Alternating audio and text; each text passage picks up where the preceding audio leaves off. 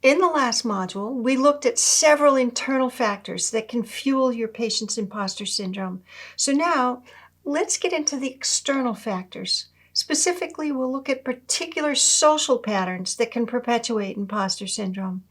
Now, this really matters because here's what's important to keep in mind about imposter syndrome. Imposter syndrome is actually one of those clinical phenomena that we know it's situated in our culture and in our context. And it tells us something very interesting about changes in roles and changes in expectations. And that's part of what we're talking about, even if an individual comes in and it's their individual experience of feeling like a fraud or maybe having a hard time internalizing their success.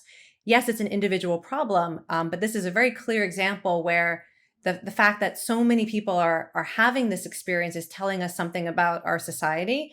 And the people who are most susceptible to this are often people who are in a sort of a turning point in society of first being able to claim a seat at the table, or finally being given their due, finally being allowed in the room. And that is a part of what's going on when people express these feelings or these beliefs. Yeah.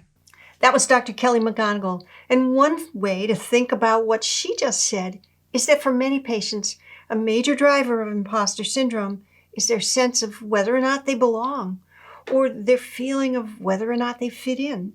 And here's the thing.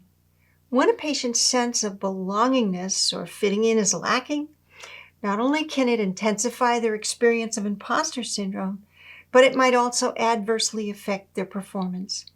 To give you a little more insight into this, let's get into some research, specifically a study that was done at Stanford. It was led by researchers Gregory Walton and Jeffrey Cohen. Walton and Cohen are social psychologists, and they are interested in studying the impact of a sense that you belong somewhere on how you actually perform in that place. And so they did a study, and in the first year at university, they got 92 students, African American students, and they randomly assigned them to two groups. The experimental group was given an essay to read that talked about how everybody in their first year at university, their sense that they belong there goes up and down naturally over the course of the year. And that by the end of the year, most people have found their place and believe that they belong.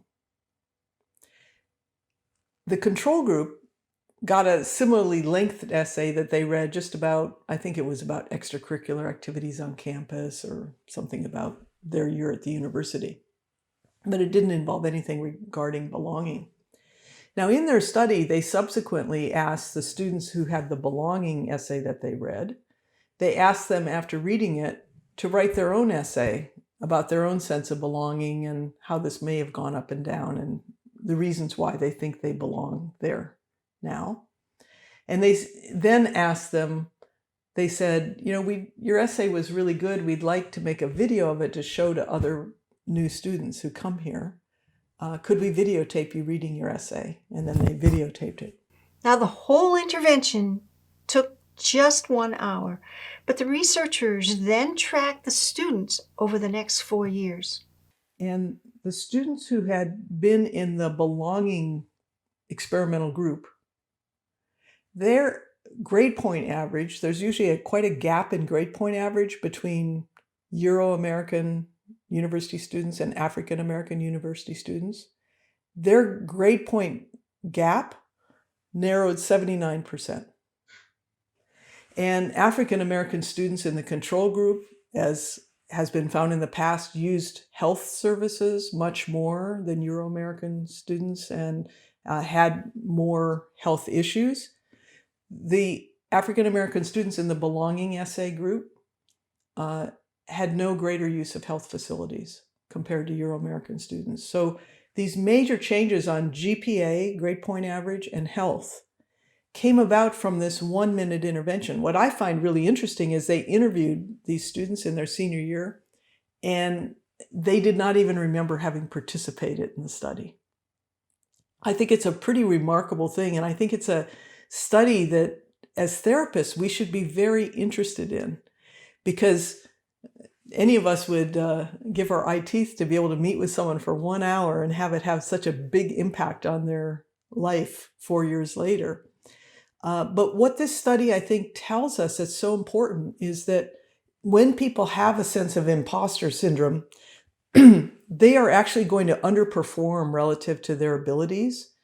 And a lot of this may just relate to them feeling like they don't belong, that they don't fit the picture of who should be doing this. So, understanding the link between a patient's imposter syndrome and their sense of belonging can be key, especially when these elements combine to impact a patient's performance.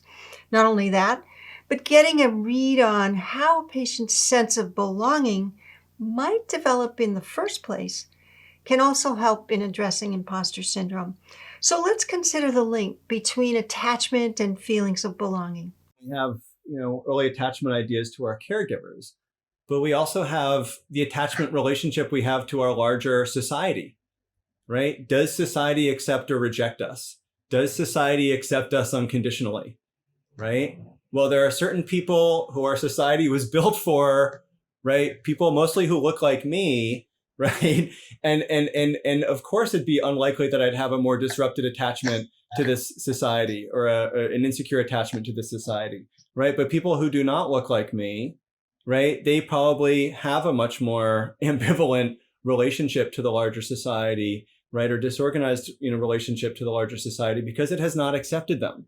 That was Dr. Chris Willard, and what he just said gives us insight into why people in marginalized groups in particular may struggle with imposter syndrome. So how might we work with what Chris calls an insecure attachment to society?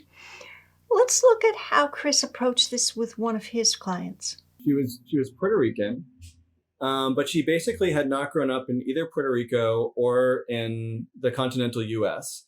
Because her parents had originally been in the military, and then they split up, and then she was living with her mom, who was actually working in the Foreign Service, but in a more supportive role in the Foreign Service. So she grew up with all these diplomatic kids in these international schools and all these different parts of the world, but she also wasn't a diplomat's kid. She was like the secretary at the embassy's kid.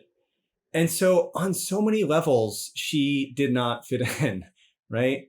She was American, and yet she also was from a different culture within the United States, right? In some ways, not even acknowledged to be a part of the United States, even though it is. She grew up in these different parts of the world where, right, she was of this world of diplomacy, but she was also not fully a part of it because she wasn't a diplomat's kid the way everyone else was at the international schools, or someone in finance or something like that, in international business.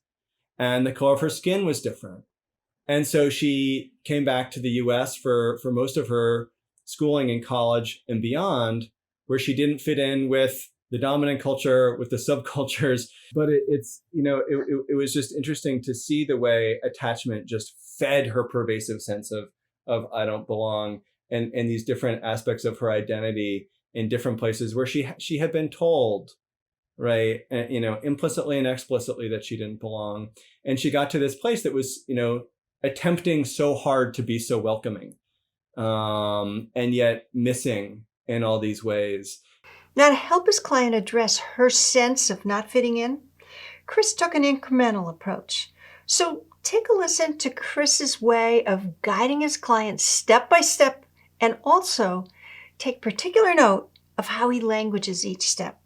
Let's look at these times that you've been told that you didn't belong, and how that's probably impacted what you're feeling right now. Let's talk about, the science of what you're experiencing in terms of I don't belong, and how that's been, in some ways wired into you, and how this probably always will be in some ways a struggle for you to feel a sense of belonging, but how you can belong and feel like when you're with yourself, you're not an imposter. I want you to go back to your apartment and not feel like an imposter. Like, let's start there. Let's build that sense of safety and attachment there, right? Was encouraging her to go out and decorate her apartment, to find what decorations she liked. She had no idea, right? But again, of course, she felt like she didn't belong. Of course, she felt like she was an imposter everywhere. She hadn't quite had that adolescent identity development that other people go through too. But then again, you don't belong. So helping her find, at least in her own space, right? Where can she belong? Can she belong at least in her own apartment by herself? Can she belong in her own skin, like barely, for this young woman? And then maybe start to build a sense of belonging in the classroom and belonging in the workplace and belonging in this larger society. So that's one way you might work with imposter syndrome when it's fueled by a patient's sense of not belonging. But what about when a patient has internalized the messages that they might receive from society, that voice that they hear, the one that says, you don't belong here because you're a woman, or because of the color of your skin, or where your parents came from? That is very, very real. And that voice really does get internalized for folks. And so I really try sometimes, and again, it's a little bit difficult in my privileged position in some ways, but trying to kind of help people to understand that, right? That it's an act of resistance. It's almost like an act of activism to say, don't listen to that voice. That is the system trying to keep you down, right? It is that voice that is keeping people down in some ways. And so trying to, sort of say, like, I don't know, pardon my language, but like, turn this into an FU in some ways, turn this into an act of rebellion. And that's really hard. And again, the language can be hard, especially from where I sit. But I try to sometimes just wonder out loud, do you think this might be harder because of these different aspects of your identity that people are putting onto you and maybe consciously and unconsciously, right, saying that you don't belong here? And you've internalized that voice for your entire life, right? And maybe they very deliberately said it to you, but often, right, you've gotten that message just from kind of drinking the water and breathing the air of our culture. And so I do think that often does play a really big role. And then it can feel empowering to see it as an act of defiance, an act of political rebellion in some ways, to say, yeah, I belong here. I do have, and I did earn my seat at the table, and pushing away those feelings of stereotype threat and those feelings of marginalization, and those voices that have been internalized. By giving patients a way to challenge internalized social messaging, we can begin to shift them away from the fear of being exposed and toward an empowered feeling of belonging. Now that we've looked in depth at how a patient's sense of not belonging can fuel imposter syndrome, let's switch gears a little bit and let's get into how a patient's experiences of success can sometimes spark imposter syndrome. But imposter syndrome often comes up when we're starting to be seen. And some people are told not to be seen. They're told by the larger society, right? Your voice isn't really one that we value. Your kind of people are not who we value. And they internalize that in this way of, oh, I'm not supposed to be seen. And so as maybe they become more successful, or they have these trappings of success in their personal life, in their professional life, they do feel seen, and that can feel scary. Now, this awareness of starting to be seen can also trigger imposter syndrome for patients who have experienced trauma. We'll get into that more in Module 5. But for now, let's stay with this idea that achieving some measure of success can be a common trigger of imposter syndrome, perhaps especially for patients who have internalized certain social messaging. That then can lead to a feeling that they always need to shore themselves up and to keep their eyes on the dike all the time to make sure no microscopic hole appears, metaphorically, which creates a lot of internal pressure on a person that, if it's been turbocharged by societally rooted forms of discrimination and prejudice, is a kind of internalized oppression on themselves. That is the internalization of some externalized forms of oppression a person has received. So that's a lot of pressure. That's a lot of burden. For many people of color, for many people from different cultural backgrounds, for women, of course, anybody who's been part of a group like that, which is a large group, it's actually most people, are prone to having societal cues that bring about a sense of like, oh my God, I'm not enough, and whatever I do, it won't be enough. Now, these feelings that Dr. Rick Hansen and Dr. Joan Borisenko just described can often lead clients to develop an exhausting cycle of coping strategies. Problem is, these coping strategies usually end up sustaining the client's imposter syndrome. In fact, this was Dr. Miguel Gallardo's experience with one of his clients. Miguel described this client as a college-aged Latino male who was a student at a well-known exclusive university. So the interesting about folks with imposter syndrome is that they're usually highly intelligent and really high achievers and in many ways. And oftentimes, this individual continues to deal with this notion that he's not deserving of what he does, and so, or he's also, some manifestations of this imposter syndrome certainly can manifest in feeling depressed, anxious. Perfectionism, I think, goes hand in hand oftentimes with imposter syndrome, and so I feel like he was manifesting all of these symptoms when he came to me. And to the point, I think a lot of times what he would do, and this is not atypical with someone who may be experiencing, and dealing with this imposter phenomena is he would spend, either he would do one of two things. He would completely avoid, beginning to do certain things, or he would spend over exorbitant amounts of time on certain projects or, work that he was doing in school, and to the point where, he'd stay up all night sometimes, or he'd go, almost like it felt like 2 days or so just working on a paper or a project, and to the point where he was exhausted and overwhelmed and depressed and anxious. And so we spent time really working on trying to help him understand what the purpose of avoiding behaviors were for him, if you will. What the purpose of maybe spending, 3 times, 4 times, 5 times the amounts of time on certain things, to the point where he would not respond to other things. Sometimes he wouldn't even eat, for the time that he was working on that project or whatever it may have been, the paper. So how can we help clients like Miguel's, whose imposter syndrome has trapped them in a cycle of coping strategies that only make the problem worse? Trying to slowly think about how we break that cycle. What's a reasonable amount of hours that you feel comfortable spending on this next paper? So in other words, what's the smallest possible step you can take towards beginning to reduce the amount of time that you might spend on this next paper or project, and really working at that together. And the reason why I ask clients the smallest possible step is because I want them to be successful. A lot of times when you ask clients like, what do you want to spend time working on this week, or what do we want to do?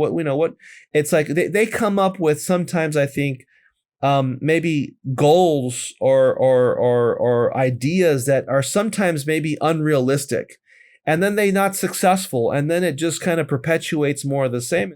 Now, you might think of Miguel's approach as threefold, and you just heard the first piece of it, focusing clients on the smallest possible step so that they can experience a quick win. That really matters because it can be so motivating. And then the second piece of Miguel's approach is to bring in validation.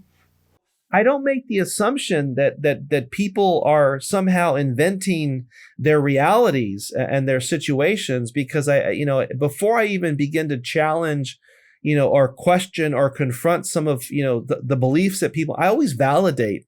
I validate, because I think there's a real life experiences that truly reflected his circumstances, and so also helping him remove himself from and understand how the social context may have created ways in which he has come to understand himself.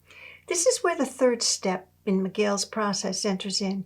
You see, the third step is about helping the client understand how external circumstances and messages can get internalized.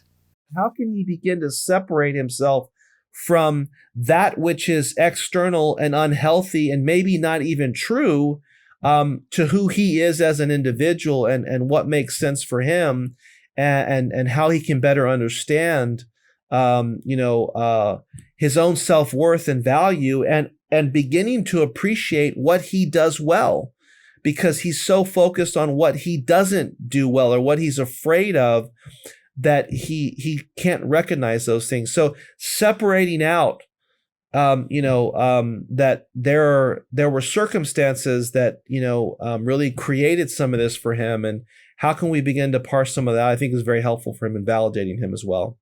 When patients discover how internalized social interactions and messaging fuels imposter syndrome, it can spur a critical shift in their experience. So now, come meet me in the next module, and we'll get into how to work with imposter syndrome at the level of the nervous system.